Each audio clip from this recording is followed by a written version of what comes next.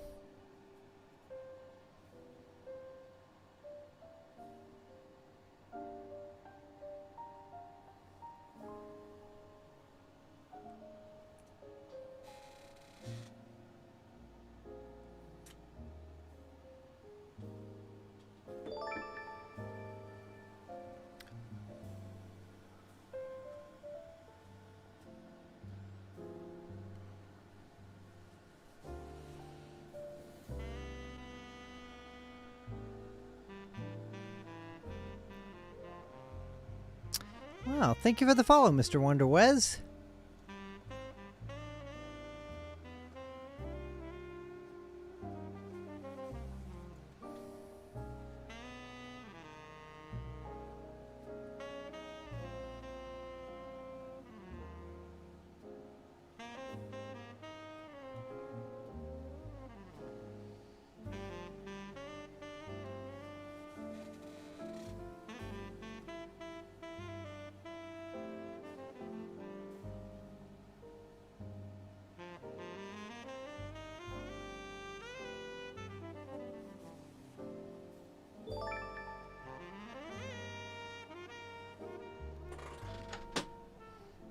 All right. 9 minutes left. Let's go ahead and get things started. Hi, friends. How is everyone doing tonight? It is a strange and weird and new stream.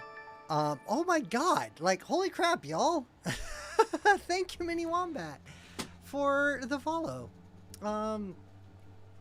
Yeah. Okay, cool, great. Hi, welcome to Thursday. Just doing a random stream tonight where we are going to continue 20,000 Leagues Under the Sea. I'm going to give you an hour of a bedtime story, of which you can use either tonight or any other point in time. It'll be available as a VOD on my YouTube with some cool, chill, relaxing music. So before we get into this, let me go ahead and just thank everybody who's coming from since Tuesday's stream. Thank you to Nifty Chris, who decided to raid me at the very end and give me a huge amount of people who viewed, a couple of you who followed. So thank you, Billy Joe 21. Thank you, That Gift Guy. Are you gonna work? There you go. That Gift Guy. Thank you so much for the follow. And then the three of you who literally just followed me within the last 5 minutes, as of me going live. Oh, okay. All right, well, fine. Yeah, ignore that one. Okay, Streamlabs. Hello. Come on. There we go. Mr. Wonderwez, thank you so much for the follow.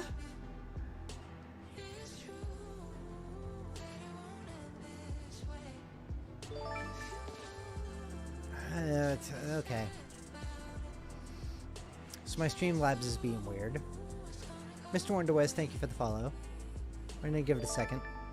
Hey, Irrational Robot 7, thank you also for the follow. And then, of course, if it lets me, Mini Wombat, thank you also for the follow. So yeah, thank you all so much for totally hanging out and being here. Please, and also thank you to Jason, Leah, Aisha, and Anthony for being my Patreon subscribers. Please, if you haven't already, go check out my Patreon, patreon.com/JohnnyNero. Here it is in the chat. Woohoo! I'm here doing music every Tuesday and all this stuff, but we're also doing bedtime stories now is what we're trying to do. So, what I'm going to do is we're going to read Jules Verne's 20,000 Leagues Under the Sea. We are currently about to start chapter 8. Where we last left off, Professor Aronnax was swimming with Conceal in the sea, waiting to get back to the Abraham Lincoln, and then suddenly happened upon a whole new island in the ocean. And with that, we continue with chapter 8, Mobilis Immobili. This forcible abduction, so roughly carried out, was accompanied with the rapidity of lightning. I shivered all over. Whom had we to deal with? No doubt some new sort of pirates who explored the sea in their own way. Hardly had the narrow panel closed upon me when I was enveloped in darkness. My eyes, dazzled with the outer light, could distinguish nothing. I felt my naked feet cling to the rings of an iron ladder. Ned Land and Council, firmly seized, followed me. At the bottom of the ladder, a door opened and shut after us immediately with a bang. We were alone. Where, I could not say. Hardly imagine. Where, I could not say. Hardly imagine. All was black, and such a dense black that, after some minutes, my eyes had not been able to discern even the faintest glimmer. Meanwhile, Ned Land, furious at these proceedings, gave free vent to his indignation. "Confound it," cried he. "Here are people who come up to the Scotch for hospitality. They only just miss being cannibals. I should not be surprised at it, but I declare that they shall not eat me without my protesting."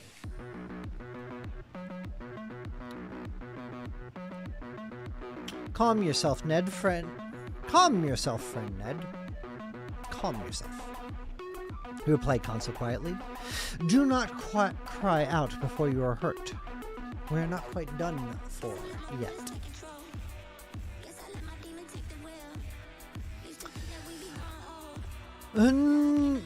Not quite, sharply replied a Canadian, but pretty near at all events.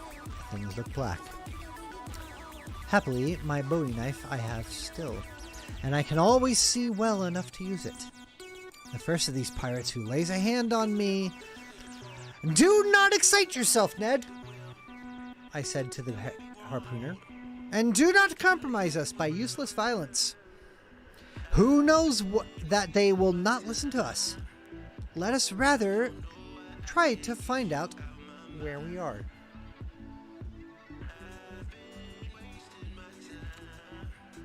I groped about. In 5 steps, I came to an iron wall made of plates bolted together. Then, turning back, I struck against a wooden table, near which were ranged several tools. The boards of this prison were concealed under a thick mat of formium, which deadened the noise of the feet. The bare walls revealed no trace of window or door. Council, going round the reverse way, met me, and we went back to the middle of the cabin, which measured about 20 feet by 10. As to its height, Ned Land, in spite of his own great height, could not measure it. Half an hour had already passed without our situation being bettered, with the dense darkness suddenly gave way to extreme light. Our prison was suddenly lighted. That is to say, it became filled with a luminous matter, so strong that I could not bear it at first. In its whiteness and intensity, I recognized that electric light which played around the submarine boat like a magnificent phenomenon of phosphorescence. Let me repeat that. I recognized that electric light which played around the submarine boat like a magnificent phenomenon of phosphorescence. After shutting my eyes involuntarily, I opened them and saw that this luminous agent came from a half globe, unpolished, placed in the roof of a cabin. At last one can see, cried Ned Land, who, knife in hand, stood on the defensive. Yes, said I. But we are still in the dark about ourselves. Let master have patience, said the imperturbable consul. Black Butte? Anyone want that? Sure, yeah. We the crew of the Abraham Lincoln, which is Professor Aronnax, Ned Land, and Consul, have just boarded a submarine craft, of which they thought at one point was a narwhal. The sudden lighting of the cabin enabled me to examine it minutely. Sorry. Oh, yes, the bottle. Okay, yes. Yes, it is Black Butte Porter. I am drinking Black Butte Porter tonight from Deschutes Brewery in Bend, Oregon. And once I'm done with this, I am moving to Coke Zero and potentially water. That being said, where was I?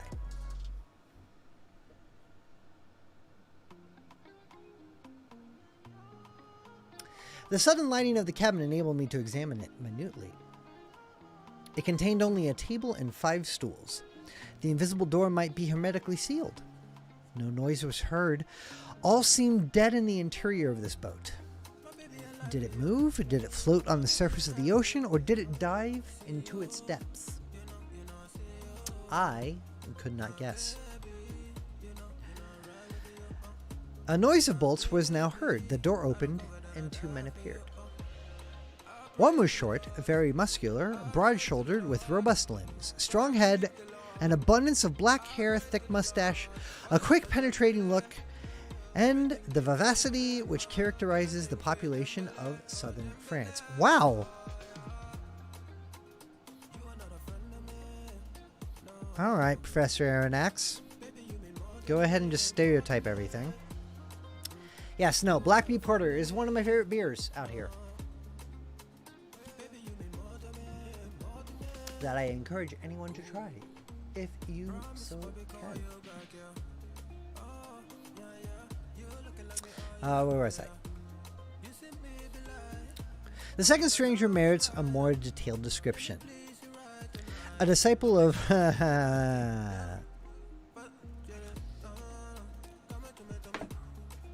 going to go ahead and add this in here right now.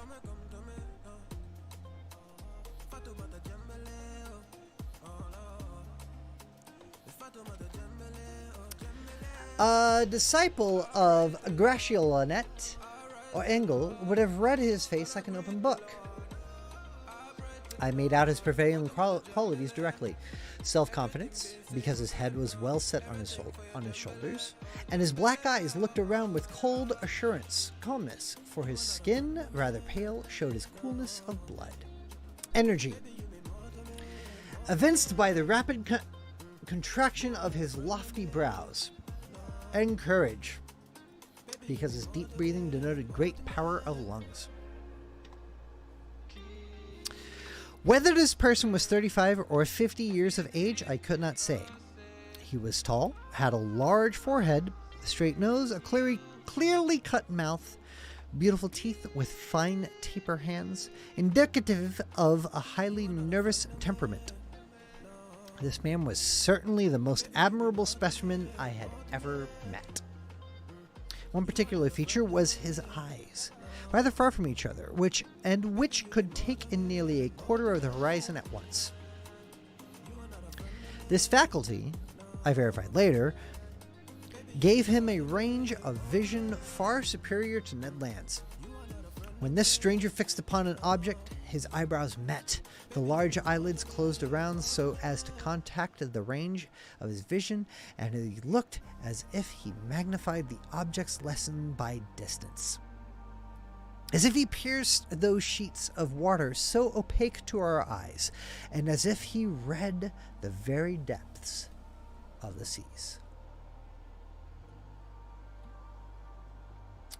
The two strangers, with caps made from the fur of the sea otter and shod with sea boots of seal's skin, were dressed in clothes of a particular texture, which allowed free movement of the limbs.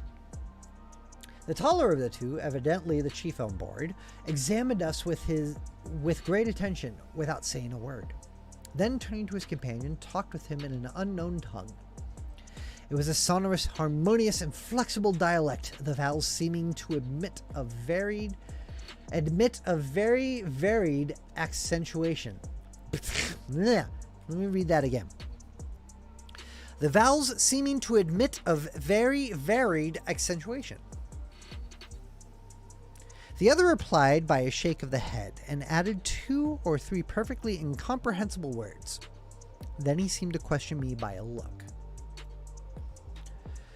I replied in good French that I did not know his language, but he seemed not to understand me, and my situation became more embarrassing.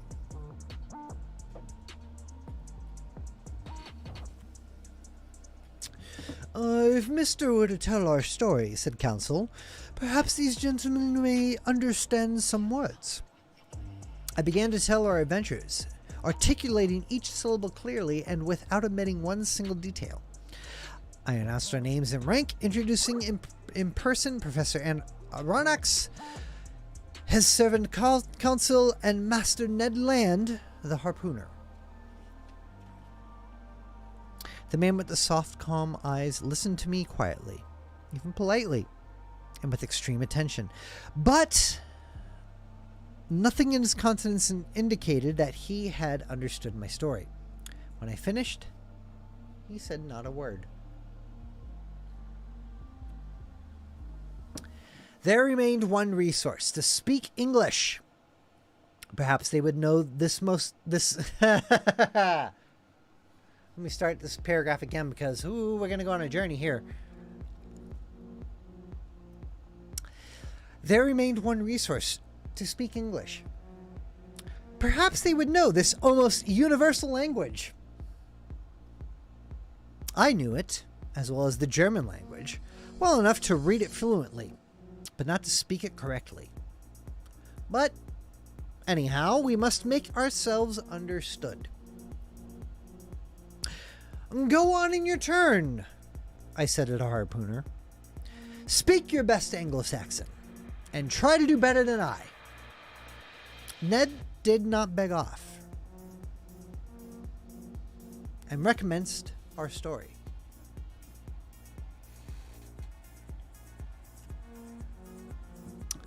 To his great disgust, the harpooner did not seem to have made himself more intelligible than I had. Our visitors did not stir. They evidently understood neither the language of Arago nor of Faraday. Very much embarrassed, after having vainly exhausted our philological resources, I knew not what part to take when Counsel said, if Mr. would permit me, I will relate it in German. Go ahead, Counsel.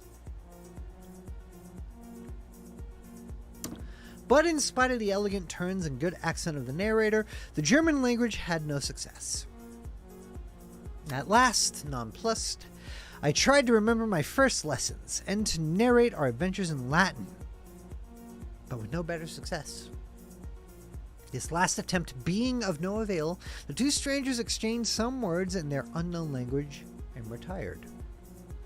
The door shut. "It is an infamous shame," cried Ned Land, who broke out for the 20th time.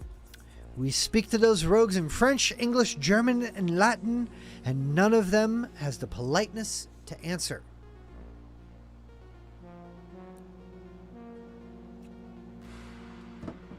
"Calm yourself," I said to the impetuous Ned. "Anger will do no good." "But do you see, Professor," replied our irascible companion, "that we shall absolutely die of hunger in this iron cage?" "Bah," said the consul philosophically. "We can hold on to some time yet." "My friends," I said, "we must not despair. We have been worse off than this. Do me the favor to wait a little before forming an opinion upon the commander and crew of this boat."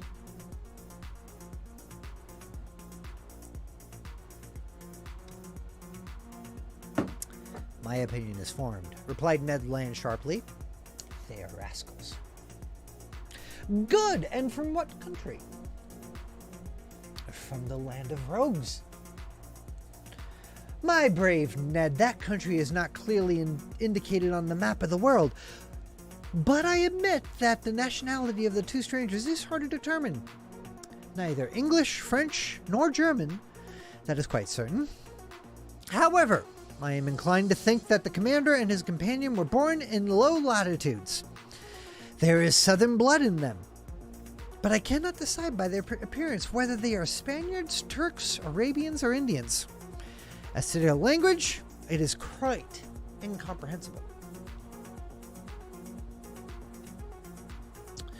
"There is the disadvantage of not knowing all languages," said Counsel. "Or the disadvantage of not having one universal language." As he said these words, the door opened. A steward entered. He brought us coats, and trousers, made of a stuff I did not know. I hastened to dress myself, and my companions followed my example. During that time, the steward, dumb, perhaps deaf, had arranged a table and laid 3 plates. "This is something like," said Consul. "Bah," said the rancorous harpooner. "What do you suppose they eat here? Tortoise liver? Filleted shark? Beefsteaks from sea dogs?"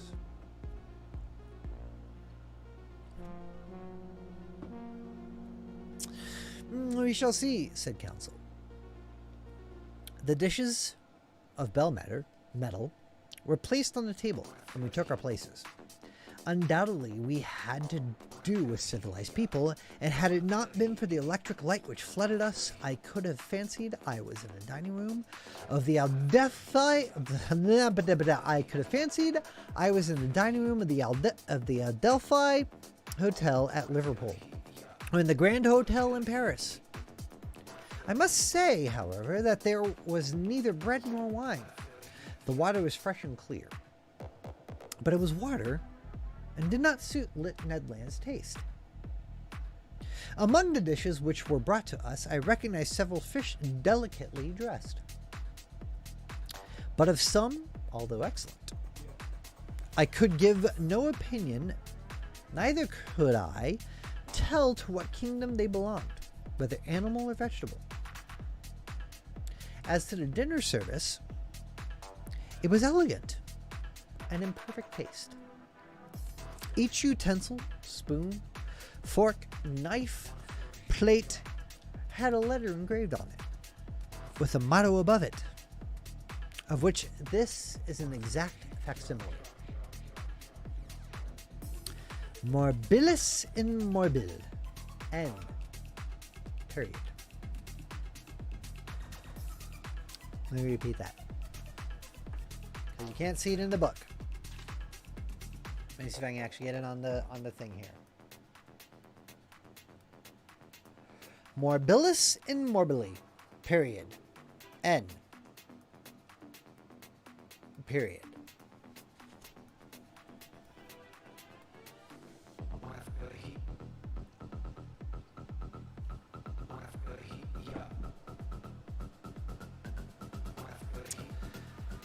The letter N was no doubt the initial of the name of the enigmatical.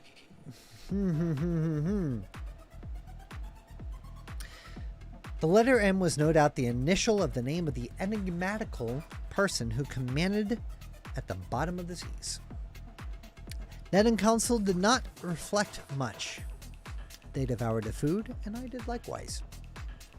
I was, besides, reassured as to our fate, and it seemed evident that our hosts would not let us die of want. However, everything has an end. Everything passes away. Even the hunger of people who have not eaten for 15 hours. Our appetites satisfied, we felt overcome with sleep.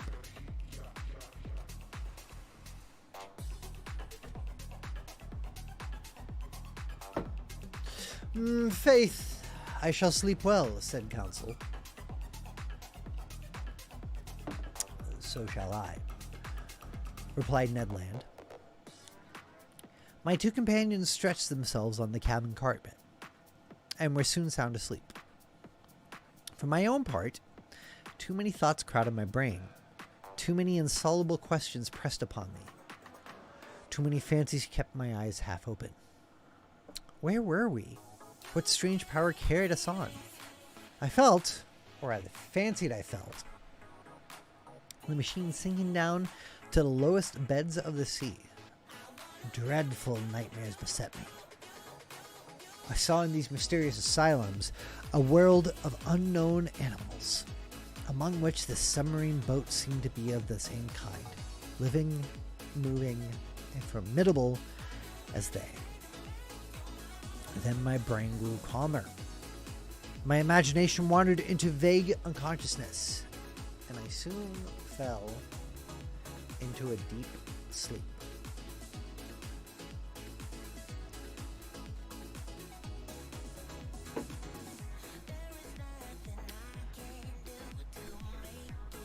So we are on the submarine.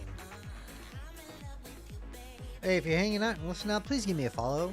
Hang out. Let me know whenever I stream. Next week, I'm going to be streaming at random points in time because I have the ability to. So please give me a follow if you haven't already. Chapter 9. Ned Land's Tempers.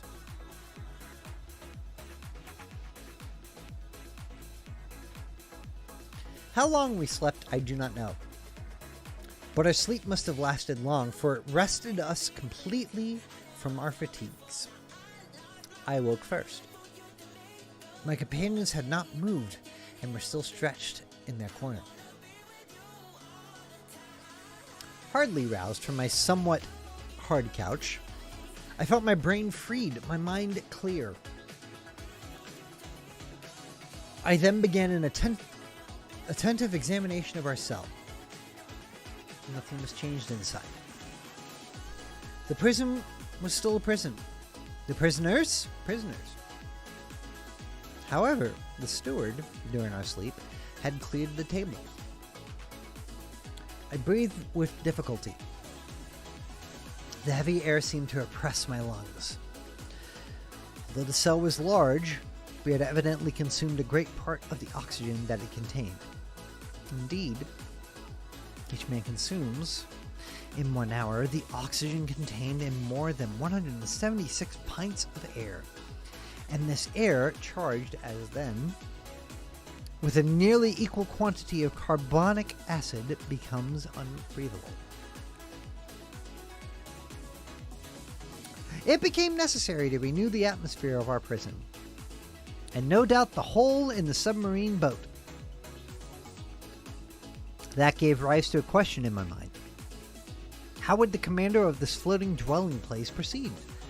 How would he obtain air by chemical means? And getting by heat the oxygen contained in chlorate of potash, and an absorbing carbonic acid by caustic potash?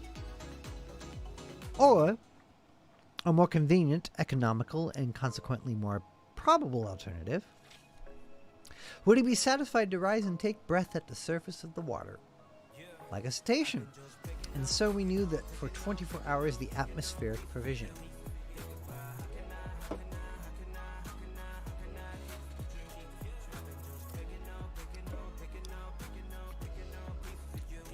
In fact, I was already obliged to increase my respiratory... Don't get ahead of myself. In fact, I was already obliged to increase my respirations to eke out of the cell the little oxygen it contained. And suddenly I was refreshed by a current of pure air and perfumed with saline emanations. It was an invigorating sea breeze charged with iodine. I opened my mouth wide and my lungs saturated themselves with fresh particles. At the same time, I felt the boat rolling.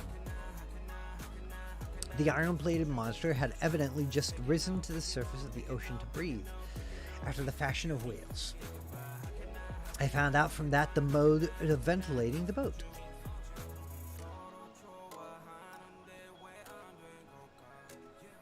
When I had inhaled this air freely, I sought the conduit pipe which conveyed to us the beneficial whiff, and I was not long in finding it.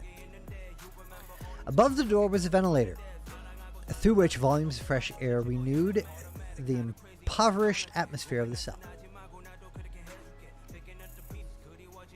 I was making my observations when Ned and Consul awoke almost at the same time under the influence of this reviving air. They rubbed their eyes, stretched themselves, and were on their feet in an instant. Did Mr. sleep well? Asked Consul with his usual politeness. Very well, my brave boy. And you, Mr. Land? Soundly, Professor. But I don't know if I am right or not. There seems to be a sea breeze. A seaman could not be mistaken, and I told the Canadian all that had passed during his sleep. Good, said he. That accounts for those roarings we heard when supposed narwhals sighted the Abraham Lincoln.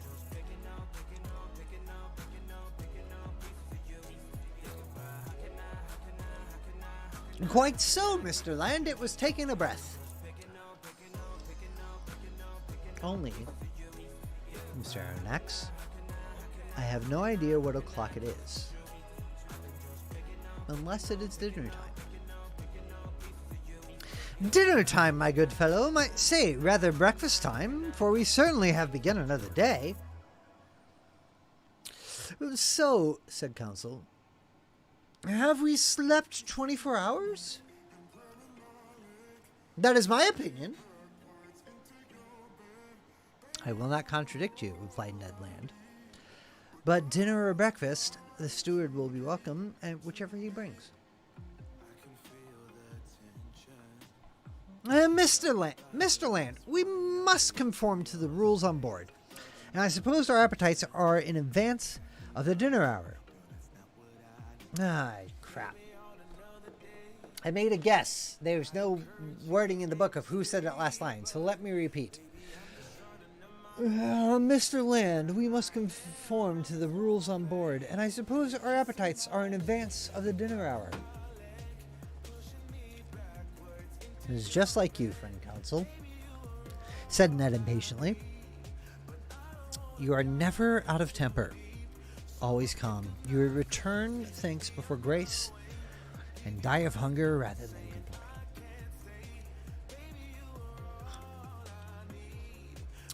Time was getting on when we were fiercely hungry. And this time the steward did not appear. It was rather too long to leave us, if they really had good intentions toward us. Ned Land, tormented by the cravings of hunger, got still more angry.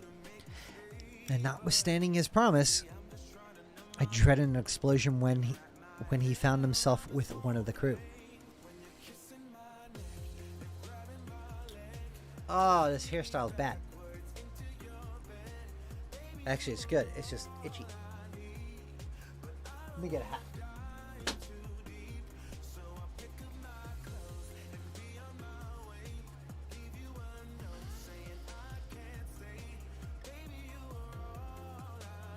Where the hell was I?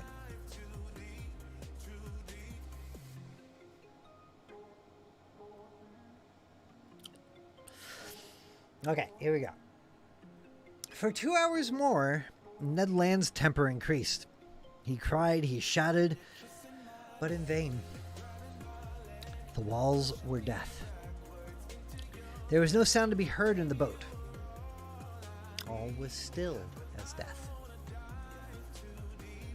It did not move, for I should have felt the trembling motion of the hull under the influence of the crew.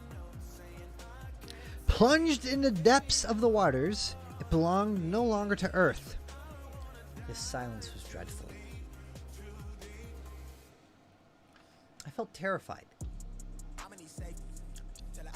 Consul was calm. Ned Land roared. Just then, a noise was heard outside.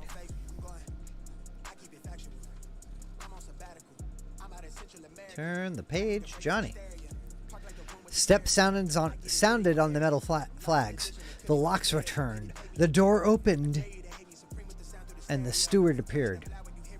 Before I could rush forward to stop him, the Canadian had thrown him down and held him by the throat. The steward was choking under the grip of his powerful hand. Counsel was already trying to unclasp a harpooner's hand from his half-suffocated victim, and I was going to fly to the rescue when suddenly I was nailed to the spot by hearing these words in French.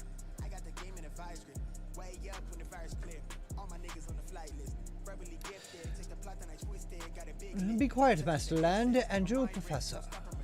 Will you be so good as to listen to me?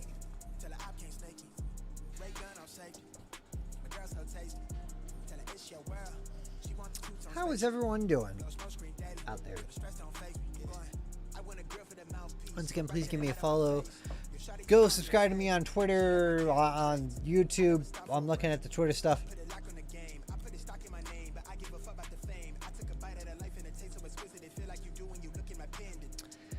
YouTube, Facebook, Twitch, all that other good stuff. We are so close to affiliate status. I am at 3.5 average viewers. I am literally trying to stream 7 days within a month-long period. So please go tell your friends.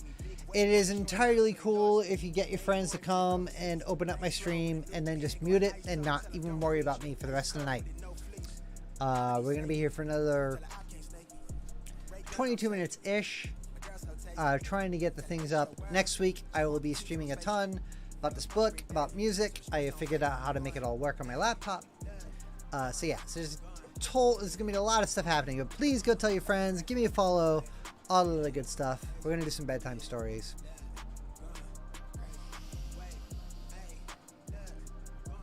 Onward and Upward. Chapter 10. The Man of the Seas.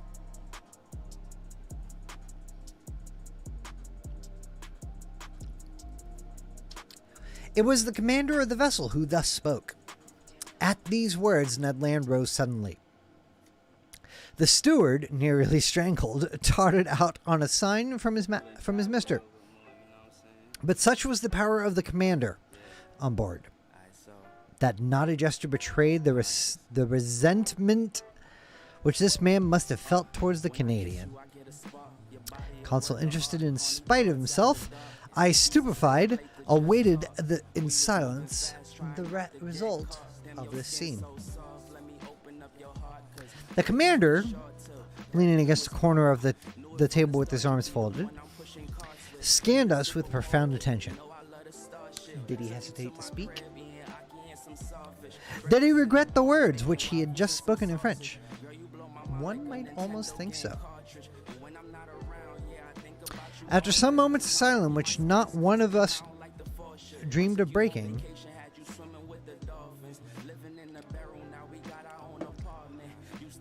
Gentlemen,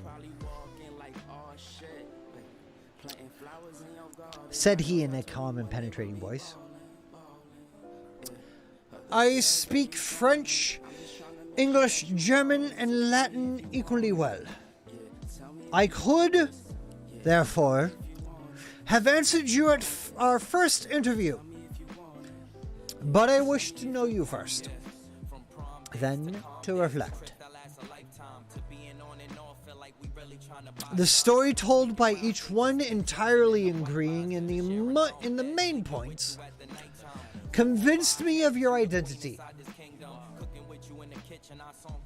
I know now that chance has brought before me M. Pierre Aronnax, professor of natural history at the Museum of Paris, entrusted with a scientific mission abroad, Consul, his servant, and Ned Land of Canadian origin, harpooner on board the frigate Abraham Lincoln of the Navy of the United States of America.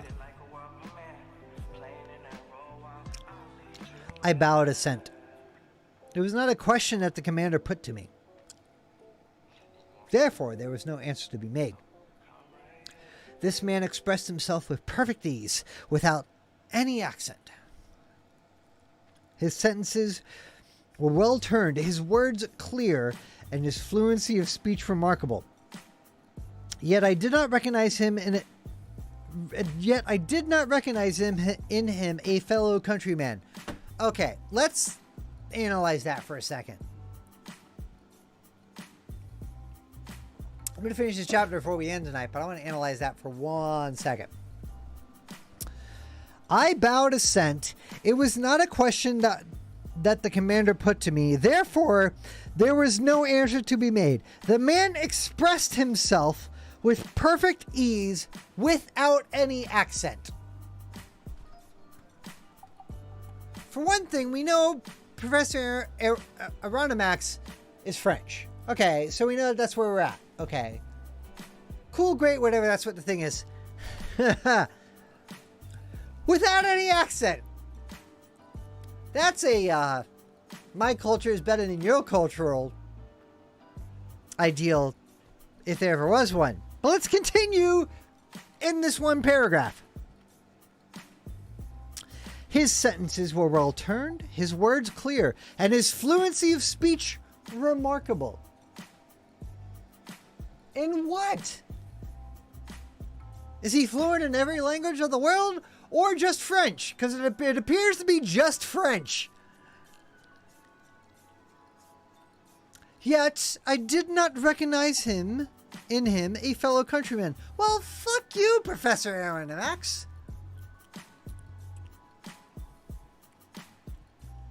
Who cares if you don't recognize him? He is a human being.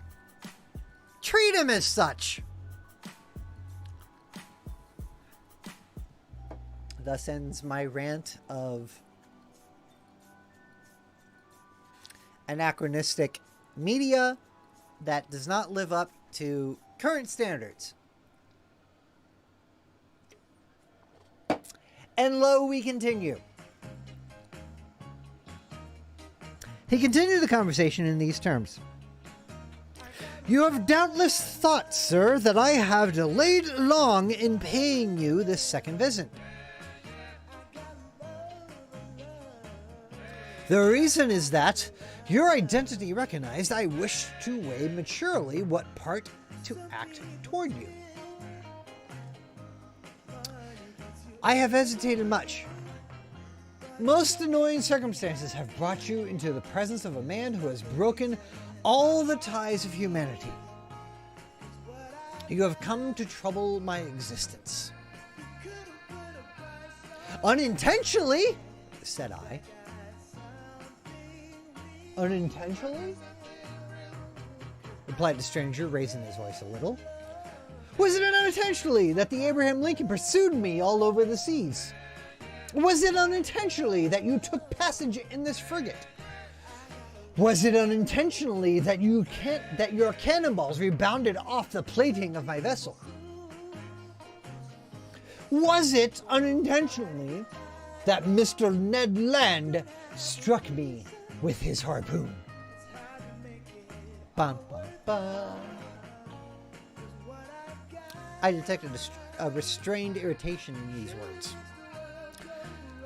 But to these recriminations, I had a very natural answer to make.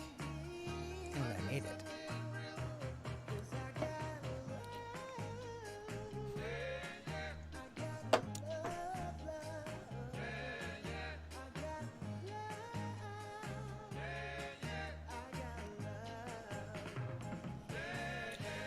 Sir, said I, no doubt you are ignorant of the discussions which have taken place concerning you in America and Europe. You do not know that divers accidents caused by collisions with your submarine machine have excited public feeling in the two continents. I omit the hypothesis without number by which it was sought to explain the inexplicable phenomenon of which you alone possess the secret. But you must understand that, in pursuing you over the high seas of the Pacific, the Abraham Lincoln believed itself to be chasing some powerful sea monster. The Abraham Lincoln believed itself to be chasing some powerful sea monster, of which it was necessary to rid the ocean at any price. A half smile curled the lips of the commander. Then, in a calmer tone, Mr. Alanax, he replied, dare you affirm that your frigate would not as soon have pursued and cannonaded a submarine boat as a monster? This question embarrassed me, for certainly Captain Farragut might not have hesitated. He might have thought it his duty to destroy a contrivance of this kind, as he would a gigantic narwhal.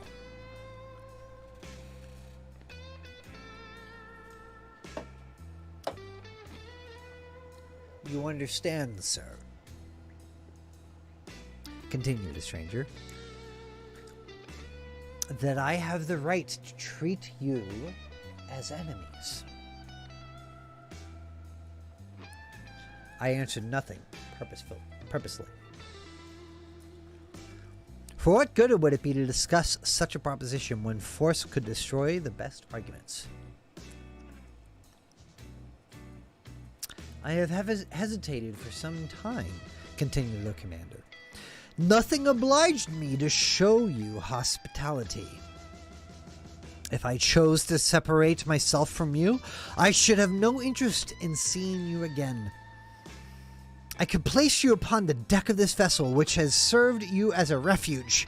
I could sink beneath the waters and forget that you had ever existed. Would not that be my right?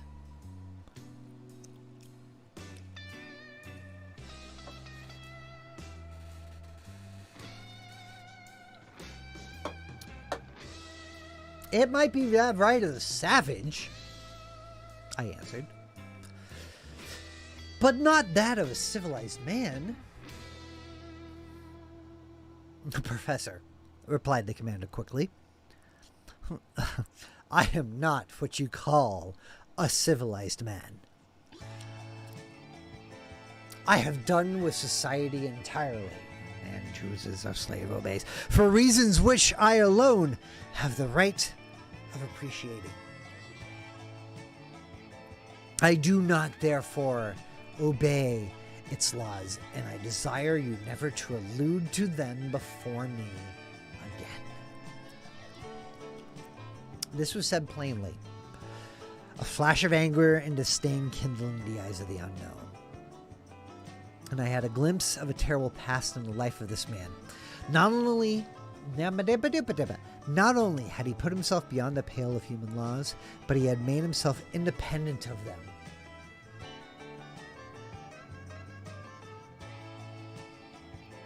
Free in the strictest expression of the word, quite beyond their reach. Who then would dare pursue him at the bottom of the sea? when, on its surface, he defied all attempts made against him. What vessel could resist the shock of his submarine monitor? Get the book right. Yeah, there we go. What Sirius, however thick, could withstand the blows of his spur? No man could demand from him an account of his actions. God, if he believed in one, his conscience, if he had one, were the sole judges to whom he was unanswerable.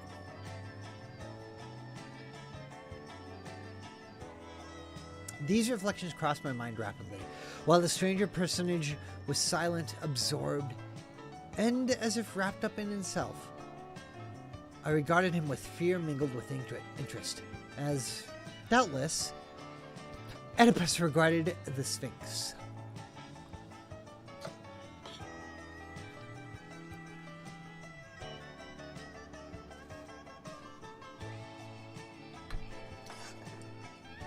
Where the hell was I?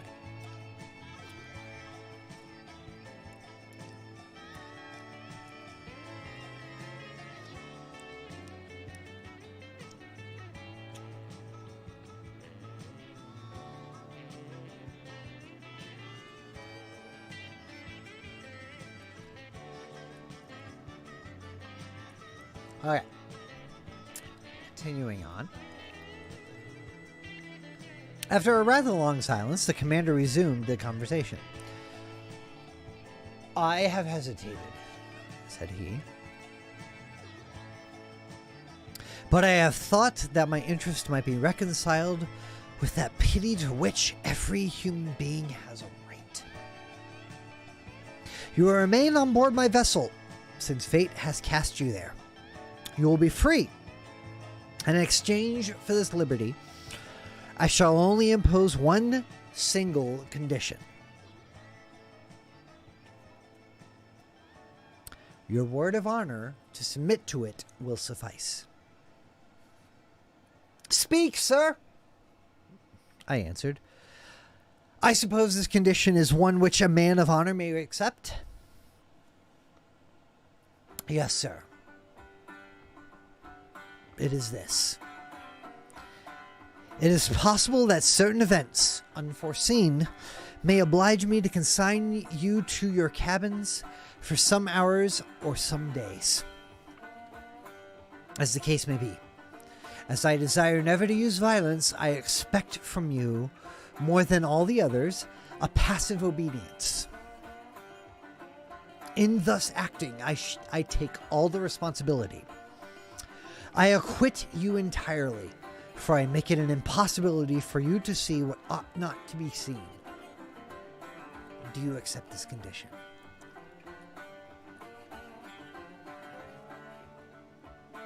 Then things took place on board which, to say the least, were singular, and which ought not to be seen by people who were not placed beyond the pale of social laws.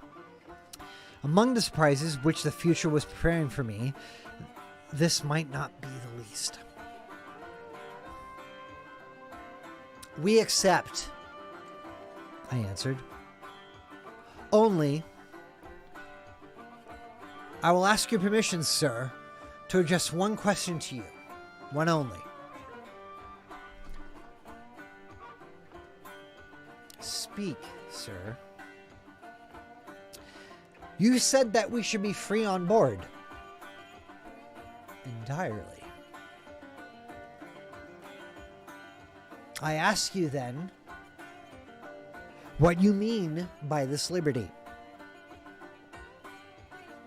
Just the liberty to go, to come, to see, to observe even all that passes here, save under rare circumstances. The liberty, in short, which we enjoy ourselves, my companions and I. It was evident that we did not understand one another. Pardon me, sir, I resumed, but this liberty is only what every prisoner has of pacing his prison. It cannot suffice us.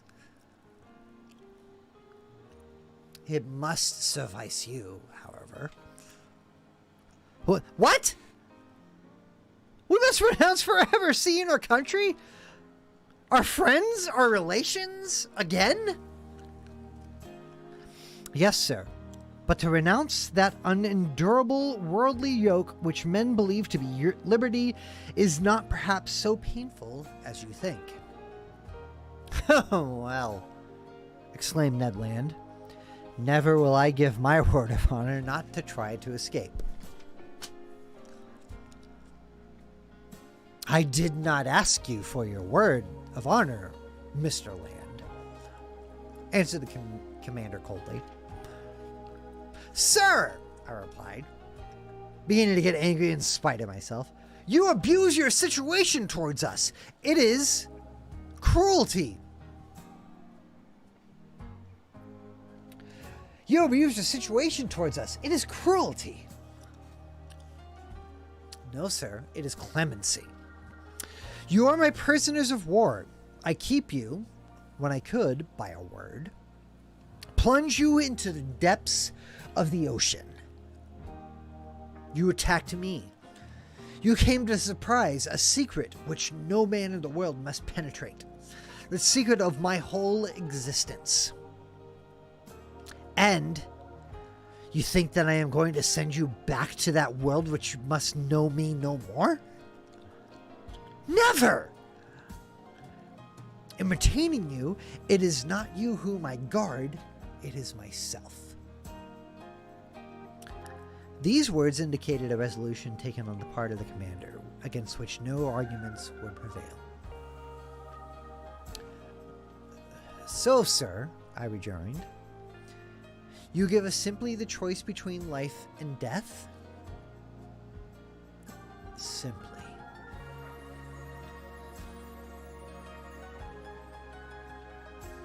My friends, said I, to a question thus put, there is nothing to answer. But no word of honor binds us to the mister of this vessel. None, sir, answered the unknown. Then, in a gentler tone, he continued. Now, permit me to finish what I have to say to you. I know you, M. Aranax. You and your companions will not, perhaps, have so much to complain of in the chance which has bound you to my fate. You will find among the books which are my favorites, study the work which you have published on the depths of the sea. I have often read it. You have carried your work as far as terrestrial science permitted you, but you do not know all. But you do not know all. You have not seen all. Let me tell you then, Professor, that you will not regret the time passed on board my vessel. You are going to visit the land of marvels. These words of the commander had a great effect upon me. I cannot deny it.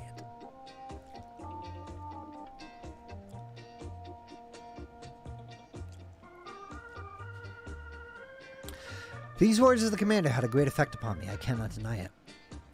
My weak point was touched, and I forgot for a moment that contemplation of these sublime subjects was not worth the loss of liberty. Besides, I trusted the future to decide this grave question. So I contented myself with saying, "By what name ought I address you?" "Sir," replied the commander, "I am nothing to you but Captain Nemo. And you and your companions are nothing to me but the passengers of the Nautilus."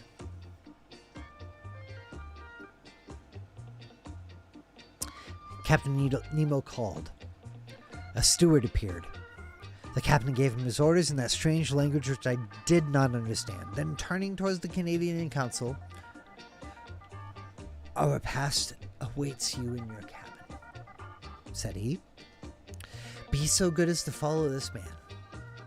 And now, M. Auranax, Our breakfast is ready.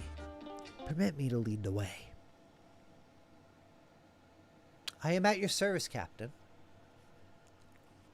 I followed Captain Nemo, and as soon as I had passed through the door, I found myself in a kind of passage lighted by electricity, similar to the waist of a ship. After we had proceeded a dozen yards, a second door opened before me. I then entered a dining room, decorated and furnished to my severe taste. High oaken sideboards inlaid with ebony stood at the two extremities of the room, and upon their shelves glittered china, porcelain, and glass of inestimable value. The plate on the table sparked in the rays which the luminous ceiling had shed around the light, was tempered and softened by exquisite paintings. In the center of the room was a table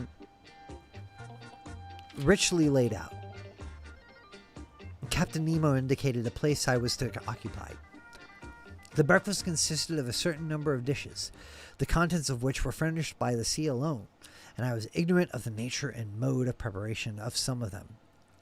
I acknowledged that they were good, but they had a particular flavor, which I easily became accustomed to. These different aliments appeared to me to be rich in phosphorus, and I thought they must have a marine origin. Captain Nemo looked at me. I asked him no question, but he guessed my thoughts, and answered of his own accord the questions which I was burning to address to him. The greater part of these dishes are unknown to you, he said to me. However, you may partake of them without fear. They are wholesome and nourishing. For a long time I have renounced the food of the earth, and I am never ill now. My crew, who are healthy, are fed on the same food. So, said I, all these eatables are the produce of the sea? Yes, Professor. The sea supplies all my wants. Sometimes I cast my nets in tow, and I draw them in ready to break. Sometimes I hunt in the midst of this element, which appears to be inaccessible to man, and quarry the game which dwells in my submarine forests. My flocks, like those of Neptune's old shepherds? No. Like those of Neptune's old shepherds? Graze fearlessly in the immense prairies of the ocean. I have a vast property there, which I cultivate myself, and which is always sown by the hand of the Creator of all things.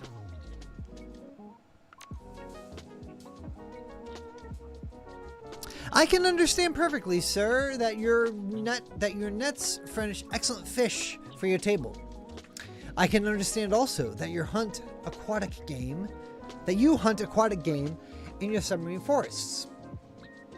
But I cannot understand at all how a particle of meat, no matter how small, can figure in your bill of fare. This, which you believe to be meat, Professor, is nothing else than fillet of turtle. Here are also some dolphin's livers, which you take to be a ragout of pork. My cook is a clever fellow who excels in dressing these various products of the ocean. Taste all these dishes. Here is a preserve of holothuria. Here is a preserve of holothuria, which a Malay would declare to be unrivaled in the world. Here is a cream, of which the milk has been furnished by the cetacea, and the sugar by the great fucus of the North Sea.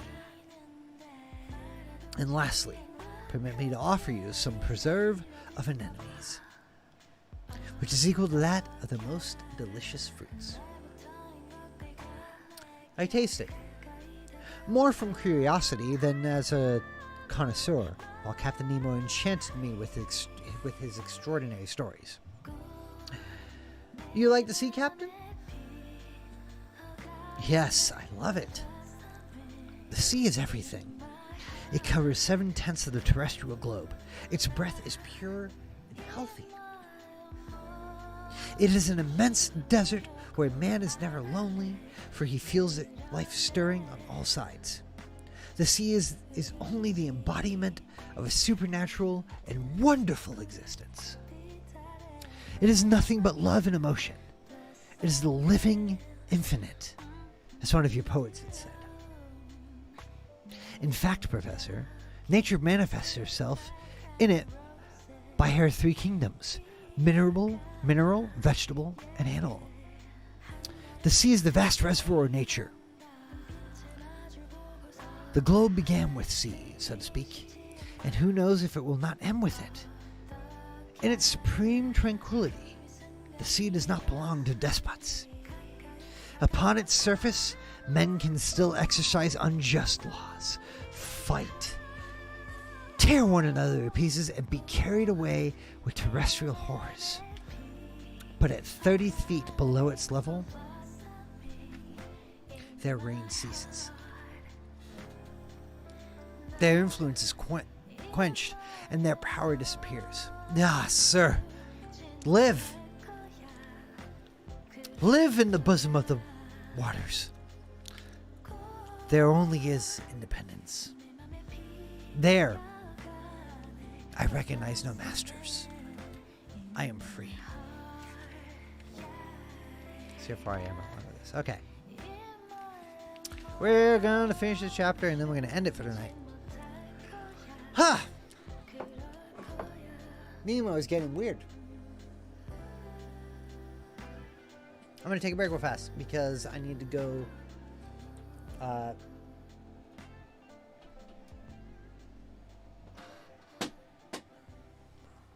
add something to my incense. Hold on.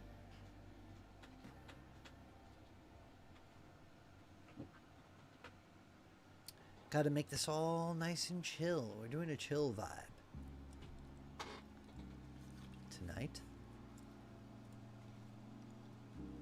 Almost done with this playlist.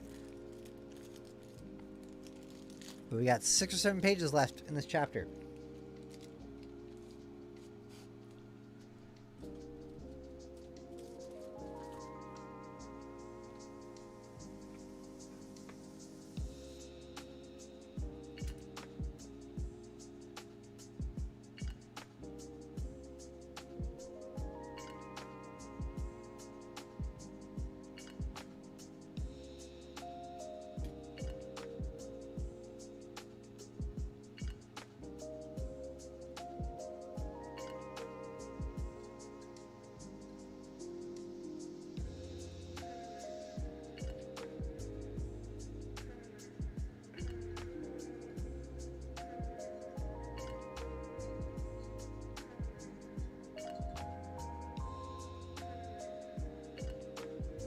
Okay, that's good enough.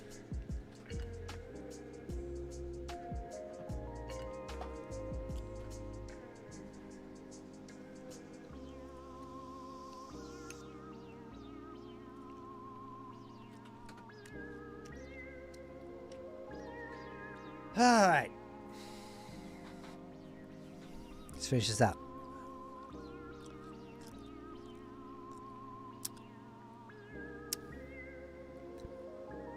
Ah, sir, live in the bosom of the waters. There only is independence. There, I recognize no masters. There, I am free.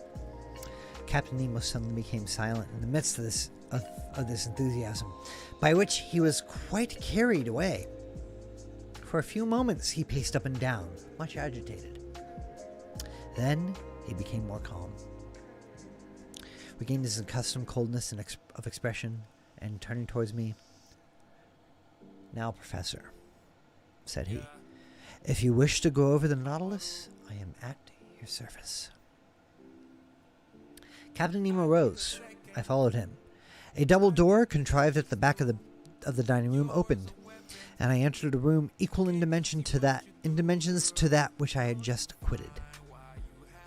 It was a library. High pieces of furniture of black violet ebony inlaid with brass, supported upon their wide shelves a great number of books uniformly bound. They followed the shape of the room, terminating at the lower part in huge divans covered with brown leather, which were curved to afford the greatest comfort. Light movable desks, made to slide in and out at will, allow one to rest one's book while reading. In the center stood an immense table, covered with pamphlets, among which were some newspapers, already of old date. The electric light flooded everything. It was shed from 4 unpolished globes, half sunk in the volutes of the ceiling. I looked with real admiration at this room, so ingeniously fitted up, and I could scarcely believe my eyes. "Captain Nemo," said I to my host, who had just thrown himself onto one of the divans. "This is a library which would do honor to more than one of the continental palaces. I am absolutely astounded when I consider that it can follow you to the bottom of the seas." "Where could one find greater solitude or silence, Professor?" replied Captain Nemo. "Did your study in the museum afford you such perfect quiet?" "No, sir. And I must confess that it is a very poor one after yours. You must have 6,000 or 7,000 volumes here." 12,000, Mr. Almax. "These are the only ties which bind me to the earth. But I had done with the world on the day when my Nautilus plunged for the first time beneath the waters. That day, I bought my last volumes, my last pamphlets, my last papers, and from that time I wish to think that men no longer think or write. These books, Professor, are at your service besides, and you can make use of them freely."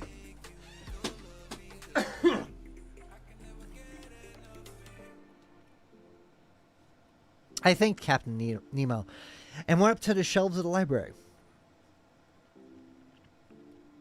Works on science, morals, and literature abounded in every language, but I did not see one single work on political economy.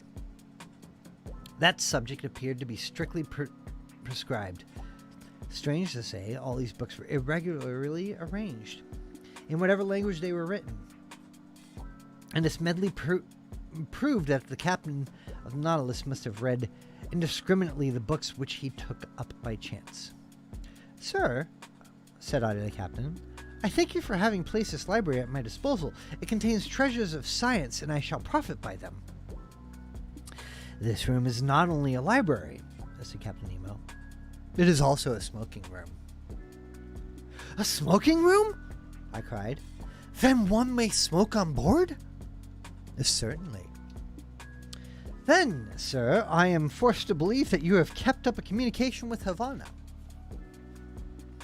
"Not any," answered the captain, "except this cigar, Mr. Aronnax. And though it does not come from Havana, you will be pleased with it, if you are a connoisseur." I took the cigar which was offered me. Its shape recalled the London ones, but it seemed to be made of leaves of gold. I lighted it a little brazier, which was supported upon an elegant bronze stem, and drew the first whiffs with the delight of a lover of smoking who has not smoked for 2 days. "It is excellent," said I. "But it is not tobacco." "No," answered the captain. "This tobacco comes neither from Havana nor from the East. It is a kind of seaweed, rich in nicotine, with which the sea provides me, but somewhat sparingly." At that moment, Captain Nemo opened a door which stood opposite to that by which I had entered the library, and I passed into an immense drawing room splendidly lighted. It was a vast 4-sided room, 30 feet long, 18 wide, and 15 high. A luminous ceiling decorated with light arabesques shed a soft, clear light over all the marvels accumulated in this museum. For it was in fact a museum, in which an intelligent and prodigal hand had gathered all the treasures of nature and art, with the artistic confusion which distinguishes a painter's studio. 30 first-rate pictures, uniformly framed, separated by bright drapery, ornamented the walls, which are hung with tapestry and severe design. I saw works of great value, the greater part of which I had admired in the special collections of Europe, and in the exhibitions of paintings. The several schools of the old masters were represented by a Madonna of Raphael, a Virgin of Leonardo da Vinci, a nymph of Correggio, a woman of Titian, an adoration of Veronese, an Assumption of Murillo, a portrait of Holbein, a monk of Velázquez, a martyr of Ribeira, a fair of Rubens, 2 Flemish landscapes of Teniers, 3 little genre pictures of Gerard Dow, Metzu and Paul Potter, 2 specimens of Géricault and Proudhon, and some sea pieces of Bakhuyzen and Vernet. Among the works of modern painters were pictures with the signatures of Delacroix, Ingres, Decamps, Troyon, Mizonet, Daubigny, etc., and some admirable statues in marble and bronze, after the finest antique models stood upon pedestals in the corners of this magnificent museum. Amazement, as the captain of the Nautilus had predicated, had already begun to take possession of me. "Professor," said this strange man, "you must excuse the unceremonious way in which I receive you, and the disorder of this room." "Sir," I answered, "without seeking to know who you are, I recognize in you an artist." An amateur, nothing more, sir. Formerly, I loved to collect these beautiful works created by the hand of man. I sought them greedily and feted them out indefatigably, and I have been able to bring together some objects of great value. These are my last souvenirs, modern artists. These are my last souvenirs of that world which is dead to me. In my eyes, your modern artists are already old. They have 2,000 or 3,000 years of existence. I confound them in my own mind. Masters have no age. "And these musicians?" said I, pointing out some works of Weber, Rossini, Mozart, Beethoven, Haydn, Meyerbeer, Herold, Wagner, Auber, Gounod, and a number of others scattered over a large model piano organ which occupied one of the panels of the drawing room. "These musicians," replied Captain Nemo, "are the contemporaries of Orpheus. For in the memory of the dead all chronological differences are effaced. And I am dead, Professor. As much dead as those of your friends who are sleeping 6 feet under the earth." Captain Nemo was silent, and seemed lost in a profound reverie. I contemplated him with deep interest, analyzing in silence the strange expression of his countenance. Leaning on his elbow against an angle of a costly mosaic table, he no longer saw me. He had forgotten my presence. I did not disturb this reverie, and continued my observation of the curiosities which enriched this drawing room. Under elegant glass cases fixed by copper rivets were classed and labeled the most precious productions of the sea which had ever been presented to the eye of a naturalist. My delight as a professor may be conceived.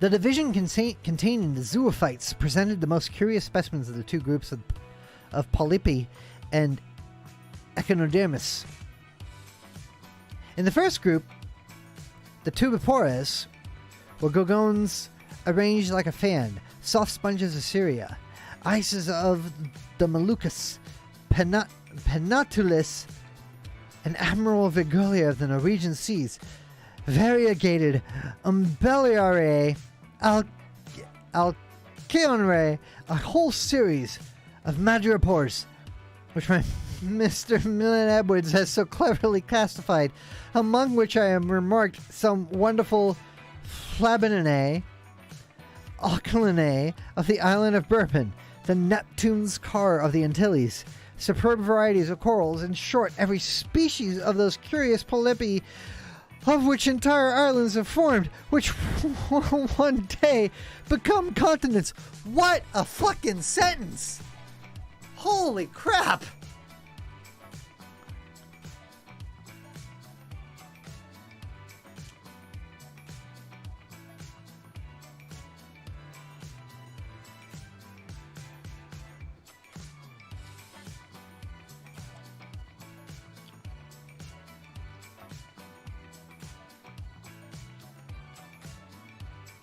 Okay. I'm gonna see if I can make this work. Without, like, by estimates, because I can't really see what you're seeing here. That's the space of a single sentence in this damn book. And I lost my space. I saw works of great value, the greater part of which I have moved in the special collection of an exhibition paintings. So also Raphael. The Neptune's core of the Antilles. Superb varieties of corals. In short, every species of those curious polypi of which entire islands are formed, which will one day become continents. Oh, we need a new music.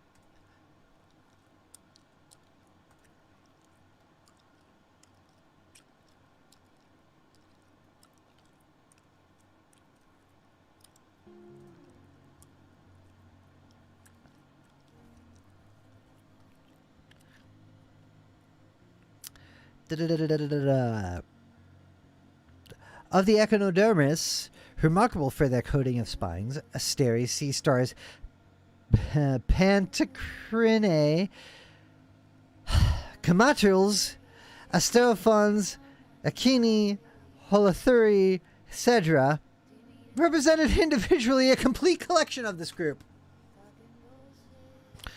A somewhat nervous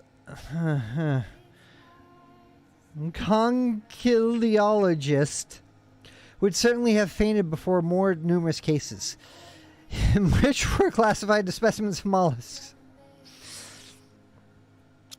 It was a collection of inestimable value, which time fails me to describe minutely. Among these specimens, I will quote from memory only the elegant royal hammerfish of the Indian Ocean, whose regular white spots stood out brightly on a red and brown ground. An imperial spondyle, bright-colored, bristling with spines, a rare specimen in the European museums. I estimated its value at not less than 1,000 pounds. A common hammerfish of the seas in New Holland, which is only procured with difficulty.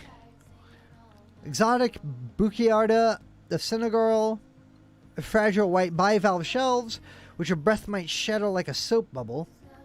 Several varieties of the aspergillum of Java, a kind of calcareous tube, edged with leafy folds, much debated by amateurs. A whole series of trachea, some a greenish yellow found in the American seas, other a reddish brown natives of Australian waters, others from the Gulf of Mexico, remarkable for their imbricated shell, stellari found in the southern seas, and last, the rarest of all, the magnificent spur of New Zealand, and every description of a delicate and fragile shells to which science has given appropriate names. Jesus Christ, Jules Verne!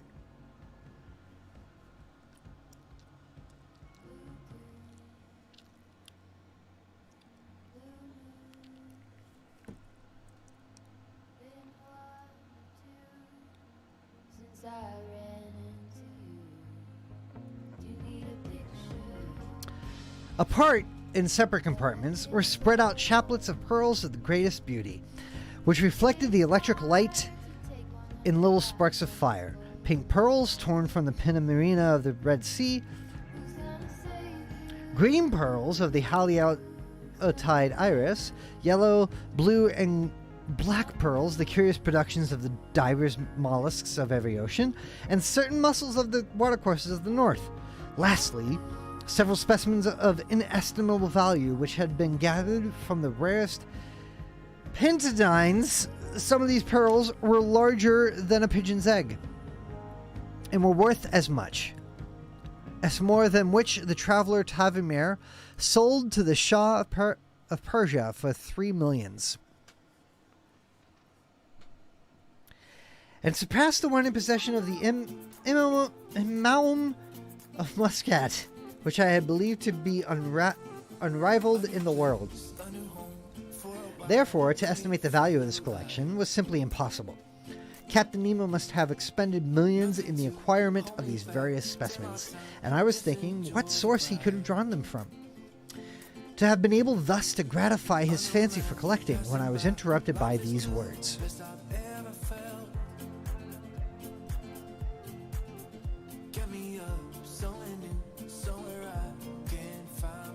You are examining my shells, Professor? Unquestionably, they must be interesting to a naturalist. But for me, they have a far greater charm. For I have collected them all with my own hand, and there is not a sea on the face of the globe which has escaped my researches. I can understand, Captain, the delight of wandering about in the midst of such riches. You are one of those who have collected their treasures themselves. No museum in Europe possesses such a collection of the produce of the ocean. But if I exhaust all of my admiration upon it, I shall have none left for the vessel which carries it. I do not wish to pry into your secrets, but I must confess that this Nautilus, with the motive power which is confined in it, the contrivances which enable it to be worked, the powerful agent which propels it, all excite my curiosity to the highest pitch.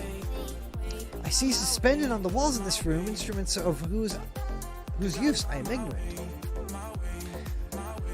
You will find these same instruments in my own room, Professor, where I shall have much pleasure in explaining their use to you. Let me repeat that for those of you out there who missed that.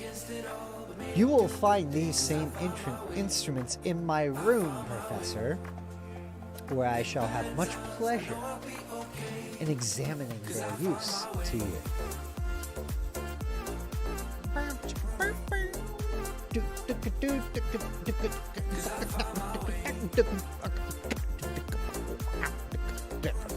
But first, come and inspect the cabinet, which is set apart from your own use.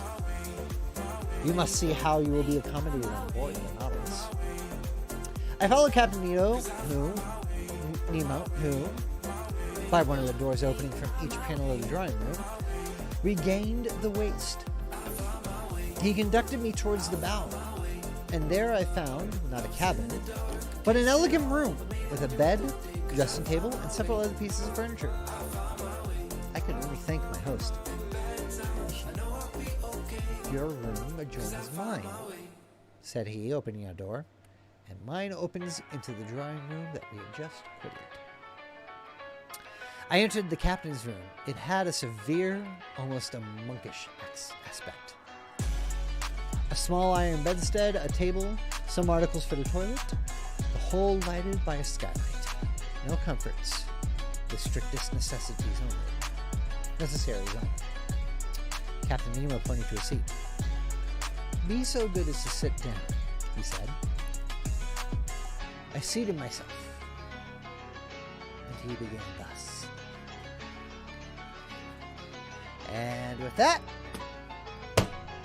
we're going to end for the night.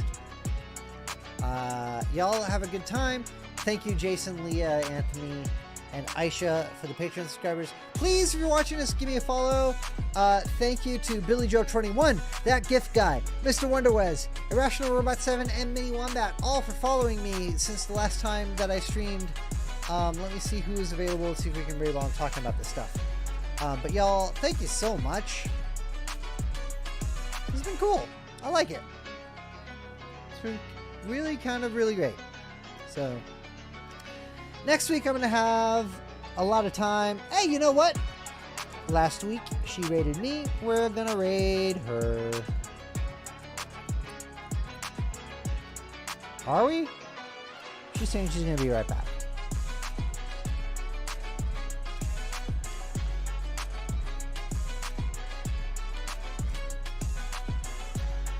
So yeah, we're going to get out of here tonight. We're going to go have some fun with Holo the Wise Wolf. I'm going to turn this down so I can understand what the hell is going on over here.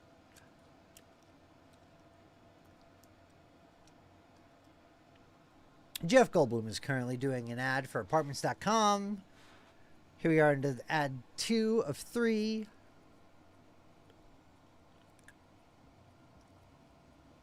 It looks like it's a surface. It might be a Facebook thing.